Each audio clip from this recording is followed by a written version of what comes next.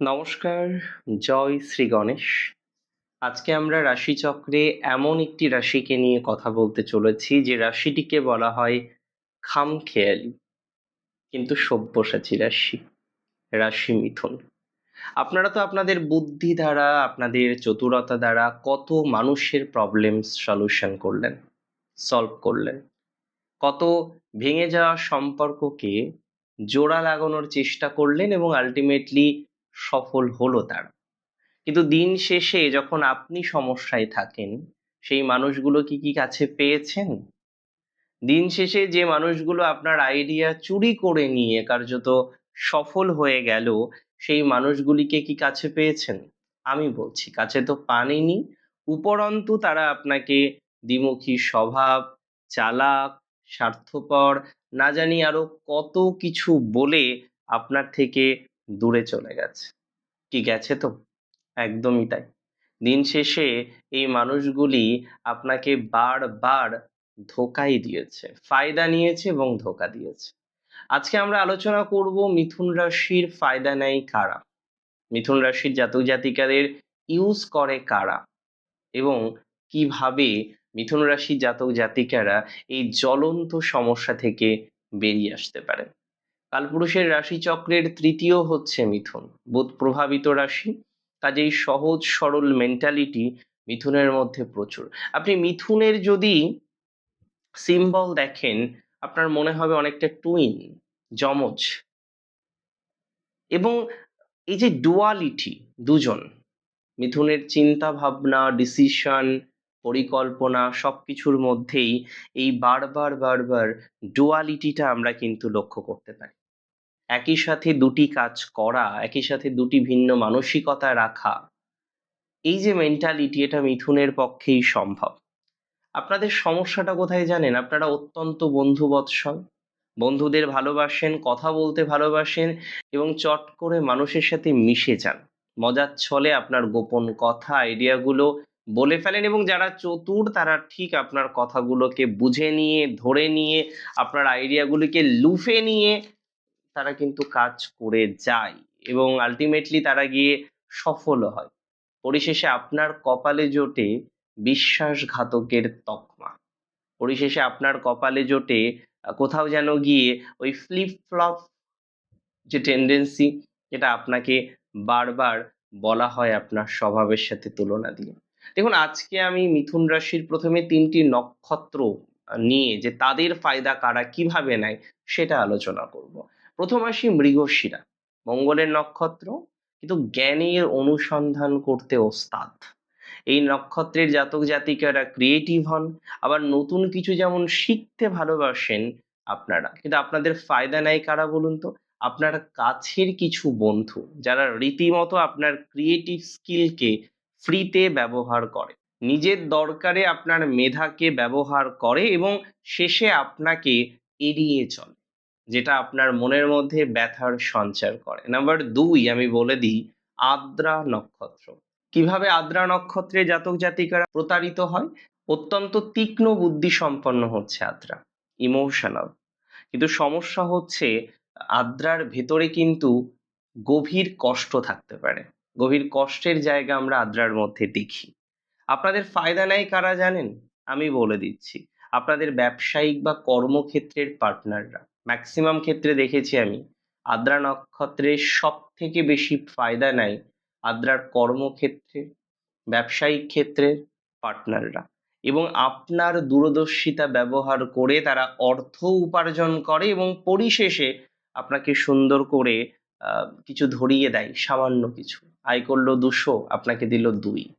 এই প্রবণতাটা আদ্রার ব্যবসায়িক পার্টনারদের মধ্যে আমরা প্রচুর পরিমাণে দেখি। পুনর্বসু নক্ষত্রের জাতক জাতিকারা অত্যন্ত ধার্মিক, দয়ালু এবং সমাজসেবক প্রকৃতির হয়ে থাকে।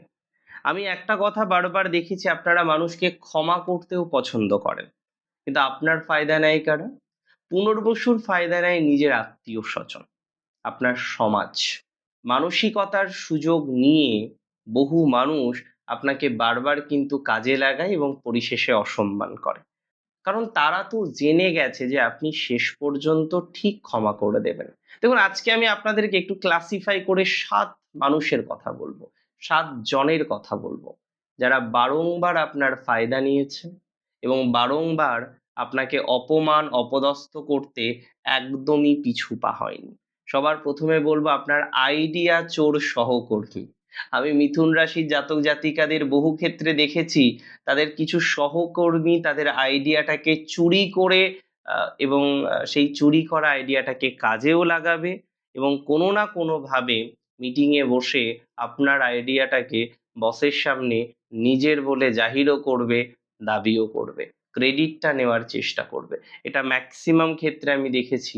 নক্ষত্র শুধু আদ্রা নয়, নক্ষত্র শুধু পুনর্বসু নয়, মৃগশিরার ক্ষেত্র, অর্থাৎ মিথুনের আইডিয়া চোর সহকর্মীদের থেকে ইউজড হওয়ার একটা টেন্ডেন্সি আছে, ফায়দা নেওয়ার টেন্ডেন্সি একটা আছে।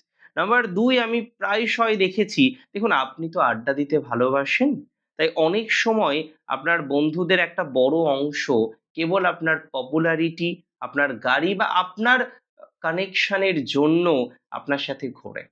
আপনি সেটা বোঝেন। আপনার খারাপ সময়ে আপনি এদেরকে কখনোই কাছে পান না। এরা শুধুমাত্র আপনার থেকে ফায়দা নেওয়ার জন্যই ঘোরে। মিথুন রাশির জাতক জাতিকারা প্রেমে পড়লে না খুব কথা বলে। তার পার্টনারকে না সবসময় কথায় মগ্ন রাখতে চায়, খুশি রাখতে চায়। কিন্তু পার্টনার জানেন কি করে? এটা সত্যিই খুব কষ্টের। এদের পার্টনার এই স্বভাবকে অস্থিরতা বা immaturity বলে উল্লেখ করে। অনেক সময় পার্টনার আপনাকে মানসিকভাবে অপরাধী বানিয়ে রাখে এবং তার কারণে আপনার উপর আধিপত্য বিস্তার করতে পারে। তবে মিথুন রাশির জাতক জাতিকাদের পারিবারিক গসিপ খোলা মন তো, পরিবারের সবার সাথে খোলামেলা আলোচনা করেন, কিন্তু কিছু কুচক্রী আত্মীয় স্বজন আপনার কথার ভুল ব্যাখ্যা তৈরি করবে এবং আপনার নামে যত রকম অপপ্রচার, গসিপ করা যায় সেটা কন্টিনিউ করতে থাকে। দেখুন, আমি মনে করি আপনি যাদেরকে যাদেরকে ফ্রিতে পরামর্শ দিয়েছেন মিথুন, আপনি যে প্রফেশনেই থাকেন, যাদেরকে যাদেরকে ফ্রিতে পরামর্শ দিয়েছেন, যাদেরকে যাদেরকে ফ্রিতে কোনো কাজ করে দিয়েছেন, তারা আপনার ফায়দা নেবেই এবং ফ্রিতে আপনার পরামর্শও নেবে, সমাধানও করবে এবং যখন সমাধান হয়ে যাবে এমন ভাব করবে চেনেই না, জানেই না, বোঝেই না। তবে অনলাইন বা ব্যবসায়িক প্রতারণার শিকার হওয়ার সম্ভাবনা প্রচুর পরিমাণে থাকে আপনাদের। মিথুন রাশির মানুষরা ডিজিটাল মিডিয়া বা রাইটিং এবং ডিজাইনিং এ দারুণ হন। চতুর ক্লায়েন্ট বা ব্যবসায়িক পার্টনাররা আপনার কাজ করিয়ে নিয়ে পেমেন্টের সময় নানা বাহানা করে আপনাকে ঠকায়। কি ঠকায় তো? প্র্যাকটিক্যালি ঠকায়। আমি বহু ক্ষেত্রে দেখেছি অনলাইন ব্যবসা করেন মিথুন, পেমেন্ট পাচ্ছে না, ঠকে গেছে। এবং সাহায্য প্রার্থী প্রতিবেশী, মিথুন রাশির এরকম কোনো প্রতিবেশী থাকবেই, সাহায্য বারবার নেয় এবং বারবার তার রূপ বদলায়। কারণ সে জানে যে এই প্রবলেমটা মিথুন ছাড়া কেউ তাকে বের করতে পারবে না, তো বারবার সাহায্য নেবে এবং রূপ বদলাবে।